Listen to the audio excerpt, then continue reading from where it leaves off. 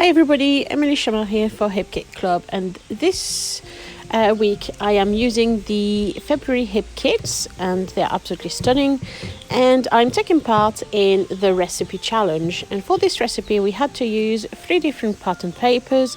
We had to have circles on our layout. There had to be a big title and hidden journaling. So I started by selecting my paper. I love that wood grain effect from the Hip Kit exclusive, and I chose to do a lot of layering with my Pink Fresh Studio paper. At first I was going to go for the Echo Park paper, which has all the circles, but I thought that was a bit of a shortcut that I didn't want to take to include my circles and my 3 pattern papers. So I went for the wood. I went for the Pink Fresh Studio that you see here, which I'm cutting carefully with my craft knife. And I also went for another Echo Park paper, the one that has all those super cute rainbows, and you'll see that later. I wanted to frame my white cardstock with the wood grain paper, but I didn't want to mount it on to the wood grain as I would normally do. I just decided to do the opposite and have the wood grain as an actual frame and have it on top of my pattern paper. So I carefully measure and cut my paper. I made all the marks on the back so that I'm sure there's no black dots showing onto the side that is actually going to be on show. And I'm mounting it with double-sided sticky foam pad.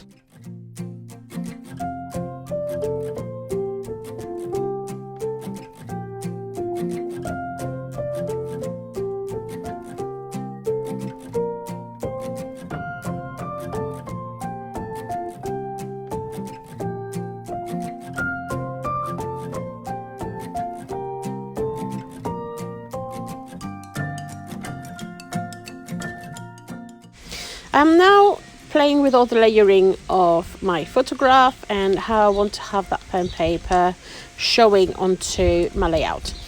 I'm quite happy with having something quite central and square, and I'm sticking it as I see that, I'm pleased with the position. And I'm making sure though that when I stick the big pink square, I create a pocket so I can place my hidden journaling in there later on.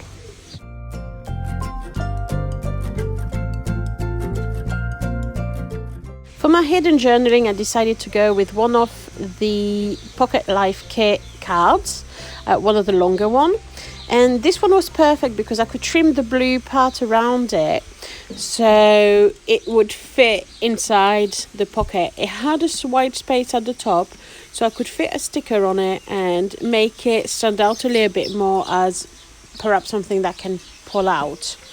Once I'm happy with how it fits, I just leave it, carry on with doing my layout. I'll come back to my journaling later, as I like to do my journaling at the end of my layout. It kind of is the finishing touch for me, and it's kind of that psychological thing that it's once the journaling goes down, my layout is finished and I'm fairly happy with it.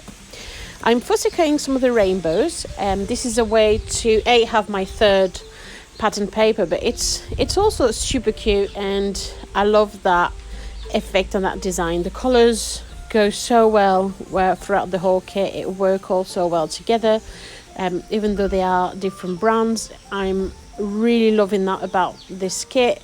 And yeah, I've once I'm happy with them rainbows, I'm sticking my photo with double-sided sticky foam pads, and then I'll place my rainbows around that area.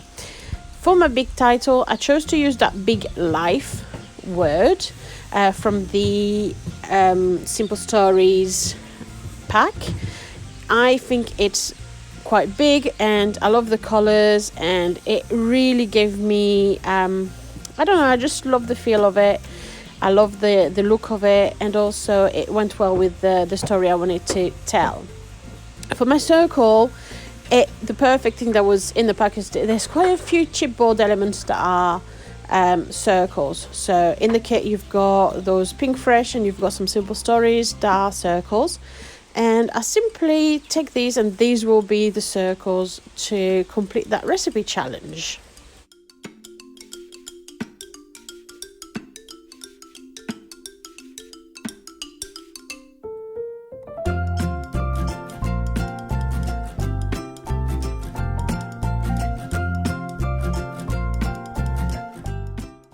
I felt that the layout needed a balance of the rainbows, so I cut out 3 more rainbows that I'm going to balance out by putting them on the right hand side of my layout.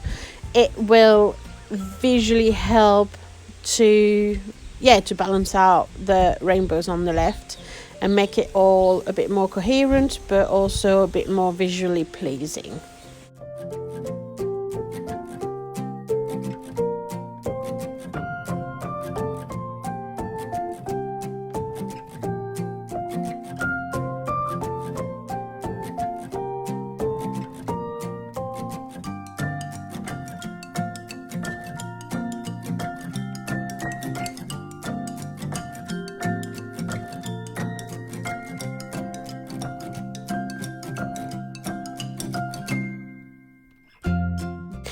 I wanted to complete my title. I knew that I didn't want to just stick to life, but I wanted to grow the wording in my head, and by that time, once I've added the rainbow, I knew that I wanted to have my title as Life Worth Living. And those little letters from Pinkfresh Studio were absolutely perfect to fit underneath. The colors matched brilliantly with every element on the layout, and also the size was just perfection to fit under that layout. I also wanted to have a bit of a cascading element underneath. I have seen that around on several layouts lately, and it's something that I wanted to try for myself. I'm usually more of a cluster kind of scrapbooker, and I thought that was a look I wanted to try out, and this is what I decided to do with that bit of pen and paper from Pinkfresh Studio. The saying on it was perfect for what I wanted to say on my layout. It's a layout about a place and not about Sophia, for a change. And I just wanted to make it all work together.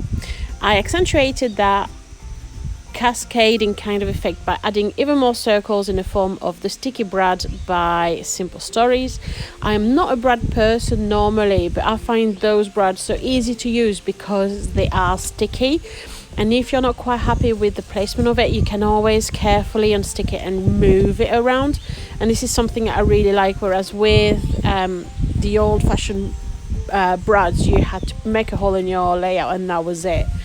I then wrote my journaling as I usually do with my stamps, and I hid it back behind the photo.